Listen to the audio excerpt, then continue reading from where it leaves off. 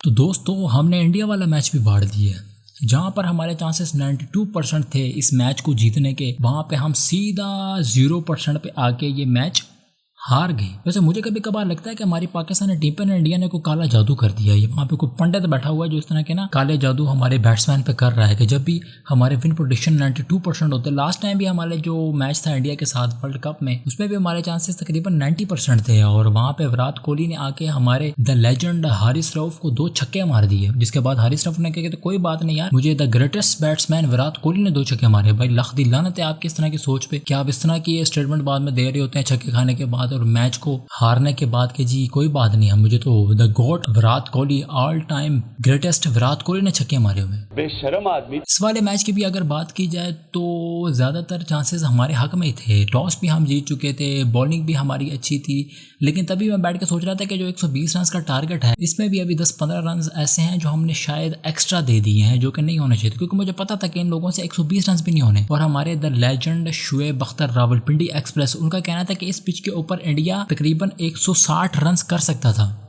ऐ वेखो भाई ना 120 स्कोर नहीं इन्हों को हो रहा तो तुम कह रहे 160 कर लेंगे।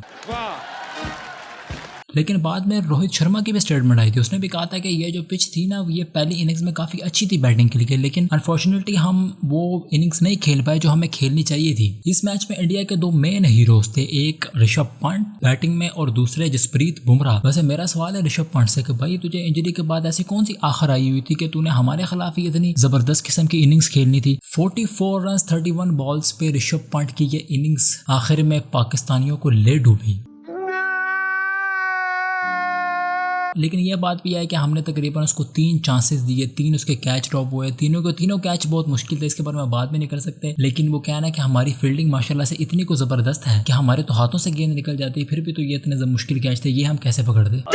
वैसे हमारी तरफ से जो मेन कल्प्रेट थे वो थे मोहम्मद रिजवान। माशाल्लाह से उन्होंने कोई 31 रन की इनिंग्स खेली है, वो भी 44 बॉल्स पे, और जो सारा प्रेशर था वो आने वाले बैट्समैन पर डाल दिया। वैसे हमारे आने वाले बैट्समैन कौन से बहुत बड़े हिटर्स थे, सिर्फ हिटर्स ये नेट में ही होते हैं। नेट में जो ये 100-150 छक्के मार लेते हैं ना, ग्राउंड में आकर पता नहीं क्यों इन लोगों हाथ पैर फूल जाते हैं। आपके फखर जमान को ले लें, शादाब खान को ले लें, इमाद वसीम को ले लें, ये हमारे चाचा द लेजेंड इफ्तिखार अहमद, वैसे तो हिटर्स बनते फिरते हैं। इफ्ती मीनिया जो है ना टाइटल इन्होंने इफ्तिखार अहमद ने अपने आप को दिया हुआ है, तो मेरी उनसे गुजारिश है कि ये इफ्ती मीनिया को टाइटल को बदल के ना अब इसका नाम रख लें इफ्ती कमीनिया।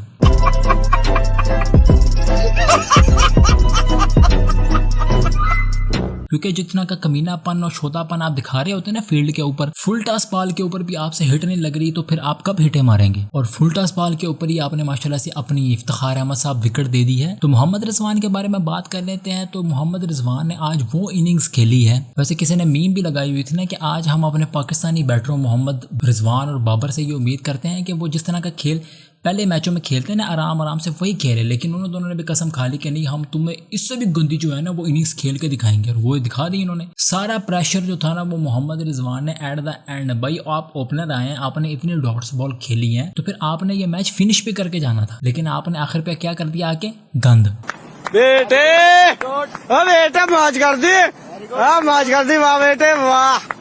बॉलिंग में तो हम बिल्कुल ठीक जा रहे थे। नसीम शाह ने 3 विकेट्स ली थी, जिसमें एक विराट कोहली की विकेट थी। वैसे विराट कोहली भी बहुत इंतहाई जो है ना वो गंदी शॉट खेल के आउट हुआ था। मोहम्मद आमिर ने भी जो है वो 2 विकेट्स ली थी, और शाहिन शाह अफरीदी, वैसे शाहिन शाह अफरीदी को मुझे समझ नहीं आता कि जब से बेचारे इंजरी से वापस आए ना बिल्कुल ही पेस गिर गई थी। जहाँ कहाँ पे ये बंदा 145-147 पे बॉल करवा रहा होता था, और अभी जो है वो 136, 137, 140 से इसकी बॉल ऊपर जाती ही नहीं है। और माशाल्लाह से हमारे हारिस रऊफ साहब जिन्होंने कभी डोमेस्टिक खेली ही नहीं और उनको लाइन एंड लेंथ का पता ही नहीं, बस वो जोर लगा रहे तो किसी तरीके से मैं कोई तेज बॉल करवा दूं, कोई 150 से ऊपर की मेरी बॉल चली जाए, ताकि मैं अपने नाम के साथ जो है ना वो हारिस रऊफ 151 लिखवाया हुआ। इसने क्या लिखवाया हुआ है अपने नाम के साथ, ये खैर जो भी लिखवाया होगा आप देख लीजिएगा। हारिस रऊफ साहब ने उन्होंने ऋषभ पंत से एक ही ओवर में 3 चौके भी खा ली, और वही जो 3 चौके थे वो आखिर में आके हमारे गले पड़ गए।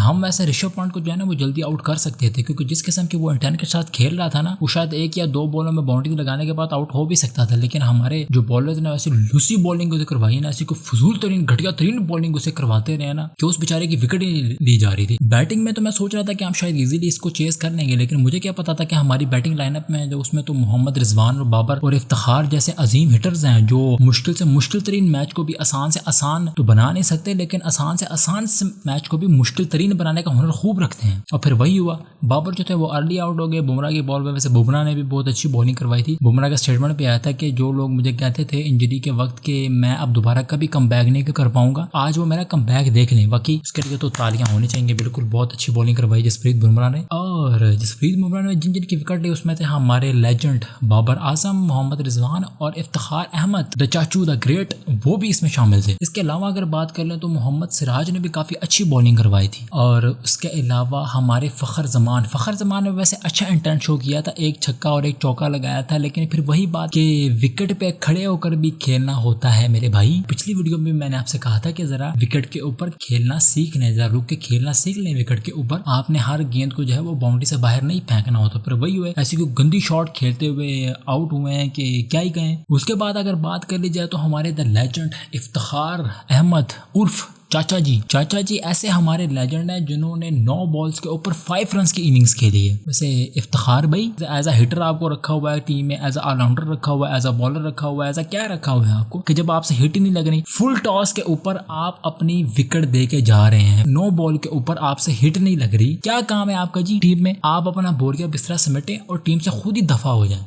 तू मेरा पुत्र छुट्टी का चल। उसके बाद बात करते हैं हमारे इमाद वसीम के बारे में। इमाद वसीम ने बॉलिंग अच्छी करवाई थी, लेकिन इमाद वसीम से मेरा एक सवाल है कि जो आप इनिंग्स पीएसएल में खेल रहे होते हैं ना, टीवी के ऊपर जो बातें कर रहे होते हैं कि जी मैं तो बहुत अच्छा हूँ, मैं तो नंबर 1 ऑलराउंडर हूँ। वैसे इनसे किसी ने पूछा भी था कि दुनिया में बेहतरीन ऑलराउंडर आप किसको समझते हैं? उन्होंने कहा मुझसे भी कोई बेहतरीन ऑलराउंडर हो सकता है। तो ये आपकी परफॉर्मेंस है माशाल्लाह। जिस तरह आप अक्षर पटेल की 4 बॉलें आपने बीट की हैं एक ही ओवर में शॉट मारने के चक्करों में, और हर बॉल आप विकेट से हटकर मारने की कोशिश करते हैं, तो ऐसा कौन सा वो क्या कहते हैं आपका टैलेंट है ऑलराउंडर वाला जो हमें नहीं नजर आता? हमें भी जरा दिखा दें। कोई टीवी के ऊपर सिर्फ बातें करनी आप लोगों को आती हैं और यहाँ पे आके आपको गंद भी करना आता है। ये जो आपने 23 बॉल के ऊपर 15 रन की इनिंग्स खेली है ना माशाल्लाह से, इसके लिए तो मैं क्या ही कहूँ आपको। देखा आपने लापरवाही का नतीजा। आप जरा थोड़ी सी बात कर लें हमारे द लेजेंड शादाब खान के बारे में। शुक्र है शादाब खान को किसी ने बॉलिंग नहीं दी, नहीं तो जो हमारा 120 रन का टारगेट था ना, वो तो मुझे 150 रन का टारगेट नजर आने वाला था। शुक्र है या अल्लाह, शुक्र है किसी को अकल आई कि इस बंदे से बॉलिंग नहीं करवानी, लेकिन सिर्फ आप इनसे फील्डिंग ही करवा लें, क्योंकि बैटिंग में भी माशाल्लाह से इन्होंने यूएसए के अलावा इस मैच में जो 4 रन की इनिंग आपने खेली है ना 7 बॉलों पे, तो माशाल्लाह से हमें कोई जरूरत नहीं है आपकी भी टीम में। आप भी जरा जाएं ये डोमेस्टिक खेलें, ताकि आपकी जो इंटेंट थी ना 2017 वाली चैंपियन ट्रॉफी वाली, वो वापस आए, वो एग्रेशन वापस आए। जब आप बॉलिंग भी कर लेते थे, फील्डिंग भी कर लेते थे, आप बैटिंग भी कर लेते थे, वो हमें वापस, वो वाला शताब वापस चाहिए। गजब बेइज्जती है। वैसे जब मोहम्मद रिजवान आउट हुआ था ना, तो मैं यही दुआ मांग रहा था कि या अल्लाह शाहीन शाह अफरीदी आ जाए, क्योंकि शाहीन शाह अफरीदी आ जाता तो कम से कम कोई 1-2 शॉट्स ही मार के स्कोर थोड़ा सा कम करवा लेता। लेकिन वही हमारे इफ्तिखार चाचा द ग्रेट आए और उन्होंने वो जो गंद किया आके वो आप लोगों के सामने था। इसके अलावा जो इंटेंट शो किया वो सिर्फ नसीम शाह ने बेचारे ने 2 चौके मारे, और उसमें से एक जो चौका था वो स्कूप उसने मारा, यानी पीछे वाली साइड पे उसने मारा। तो हमारा कोई ऐसा बैट्समैन आप हमें दिखा दें कि जिन्होंने इस किस्म की शॉट खेली हो। जो नसीम शाह का आखिर में बेचारा वो रोने भी लगा, नसीम शाह मुझे वैसे उसको देख के दुख आया यार, यंग सा लड़का बेचारा, इतनी भी इसकी उम्र नहीं है, और इस किस्म के क्या कहते हैं बदतमीजों के साथ जो है ना इस बेचारे को टीम में शामिल किया हुआ। और वो इतनी कोशिश, अच्छी बॉलिंग उस बंदे ने करवाई, बैटिंग भी बेचारा वो अच्छी कर रहा था, लेकिन वो फिर वही बेचारा आखिर में रोने लगा। ये होती है ना जब जिस बंदे के दिमाग में हो ना मेंटली, जो बंदा चाहता हो कि हम ये मैच जीते हैं इंडिया के खिलाफ, और जिसमें अपने टीम के लिए, अपने मुल्क के लिए, अपने लोगों के लिए कुछ करने का जज्बा हो ना, फिर वो उसी तरह ही रोते हैं। तो जैसे बाबर आजम बाद में आया था ना, बात करने आते भी वो मुस्कुरा भी रहे थे, भाई तुझे रोना चाहिए था, वहां पे तेरे आंखों से आंसू निकलते हुए देखना चाहता, लेकिन वो नहीं। यही दोस्ती यारी वाली जो टीम है ना, बस पीआर मार्केटिंग वाली टीम आ गई, हमारे सेटिंग बन गए जी। T20 में सबसे ज्यादा रन बाबर आजम ने कर लिए हैं, लेकिन सबसे ज्यादा गंद जो T20 में किया वो भी बाबर आजम ने किया, उस पर तो कोई बात करेगा ही नहीं। क्योंकि जब भी हम इस किस्म की चीजों पर बात करते हैं तो नीचे बाबर सन्स इकट्ठे हो जाते हैं और वो कहते हैं कि जी तुम्हें क्या, तुम किंग को इस तरह की बातें कर रहे हो, पता नहीं कौन सा ऐसा किंग था कि जो टायर के एड में जो है बस किंग 57 लिखवा लिया शर्ट के पीछे, और अब जी हाँ ये किंग जो है वो हमारे गले पड़ गया। कंट्रोल। तो जसप्रीत बुमराह को जो है वो मैन ऑफ द मैच दे दिया गया। वैसे यार ये बंदा जो है ना जसप्रीत बुमराह, बाकी ये एक एग्जांपल है उन तमाम इंडियंस के लिए जो बॉलिंग में आना चाहते हैं। ध्यान देखें ना, इस बंदे की इंजरी हुई है, 1 साल की टीम से बाहर रहा, और 1 साल में लोगों ने इसके बारे में कहना शुरू कर दिया कि ये अब दोबारा इस टीम का कभी हिस्सा नहीं बन सकेगा। लेकिन उसने भी ये साबित किया कि वो आज भी मैच विनर है। मैच विनिंग परफॉर्मेंस हमेशा से इस बंदे ने दी है। हर मैच में आप इसका उठा के देख लें, ये हर मैच में अपनी पूरी एफर्ट मारता है। मासूम सा बंदा है, शरीफ सा, ना इतना कोई एग्रेशन ये किसी को दिखाता है। लेकिन फिर देखे ना ये आपको क्वालिटी बॉलिंग भी करके देता है। यही वजह है ना कि रोहित शर्मा को इस बंदे पे पूरा पूरा भरोसा है। जब ये टीम में होता है ना तो बेशक लो टोटल क्यों ना डिफेंड करना हो, तो रोहित शर्मा इस बंदे पे बहुत, मैं वैसे भी यही सोच रहा था कि अभी इसका एक ओवर पड़ा हुआ था जिस लास्ट ओवर में जिसमें इसने मोहम्मद रिजवान को आउट किया था ना, मैं सोच रहा था कि ओवर उसे पहले देना चाहिए था। लेकिन रोहित शर्मा की सोच को सलाम है, उसने बिल्कुल उस टाइम पे उसको ओवर दिया जब हमारी जो टीम थी वो पूरी तरीके से प्रेशराइज हो गई थी और बस हमारे हालात थे हारने वाले। तो दोस्तों बस यही तक था हमारा वर्ल्ड कप का जो सफर था वो यहीं पे खत्म हो चुका। अब खबरदार तुम लोगों ने आके कोई इस तरह की ना कि फलानी टीम से हार जाए, फलानी टीम डूब जाए, फलानी टीम की बस लेट हो जाए, इस तरह की बातें आके नहीं करनी अब नीचे कमेंट सेक्शन में आके, और ना किसी दूसरी जगह पे जाके करनी, क्योंकि यार हर दफा का हमारा यही होता है, हम हर दफा अपनी परफॉर्मेंस से कुछ तरह साबित ही नहीं कर सकते।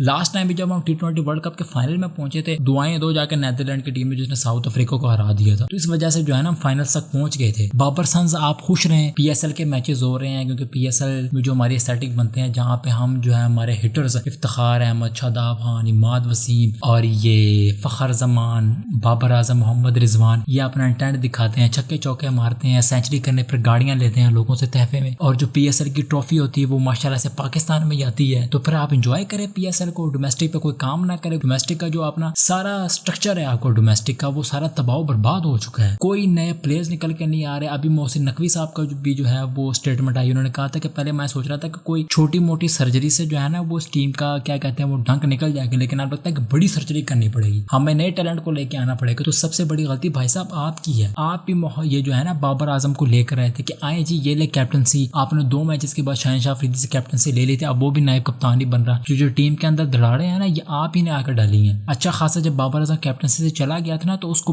जो है ना बैट्समैन ही रहने देना था, उसको नहीं देनी थी कैप्टनसी, आपने कैप्टनसी दे दी। अब ये आपका हाल है, और चैंपियन ट्रॉफी तक जो है ना आपने इस बंदे को कैप्टनसी दे के रखने से कैप्टनसी लेनी नहीं है, क्योंकि मैं चाहता हूँ कि जो बाबर सन्स बैठे हुए ना जिनको बड़ा शौक है इसको एज अ कैप्टन किंग देखने का, इनका जो डंक है ना वो निकल जाए एक दफा, ताकि इनको लग पता जाए कि यार ये क्रिकेट जिसका जो हाल हम लोगों ने कर दिया ना बाबर आजम की कैप्टनसी में, उससे गंदा कोई हाल हो ही नहीं सकता था। वसीम अकरम भी बेचारा रो रहा था, वो भी कह रहा था कि यार कहते हैं कि मैं इस टीम को बहुत सपोर्ट करना चाहता था, लेकिन जिस किस्म हमें इस टीम ने भुला दिया ना, अब हमारा भी दिल नहीं करता कि हम इस टीम को सपोर्ट करें। लेकिन शुक्र है अल्लाह ताला के कि हमारी टीम जो है ना वो एक्सपोज हो गई है। अगर हम ये मैच जीत जाते ना, जितनी भी हमारी गलतियां शलतियां थी ना वो सारी कारपेट के नीचे हो जानी थी। जो भी हमने चेंजेस करे, जो भी मोहसिन नकवी साहब के स्टेट बयानात आ रहे हैं सर्जरी करने के, वो फिर बयानात नहीं आने थे। फिर हमारी जो पाकिस्तानी कौम है ना इन्हीं प्लेयर्स के एस्थेटिक और रील्स बना के जो हमने इंडिया को हरा दिया है, और टिकटॉक और फेसबुक और रील्स के ऊपर चढ़नी थी। लेकिन ये जो कालक हमारी यूएसए वाली मैच में जो यूएसए ने हमारे मुंह पे कालक मली थी ना, ये कालक अगले 4-5 सालों तक जानी नहीं है। अब खैर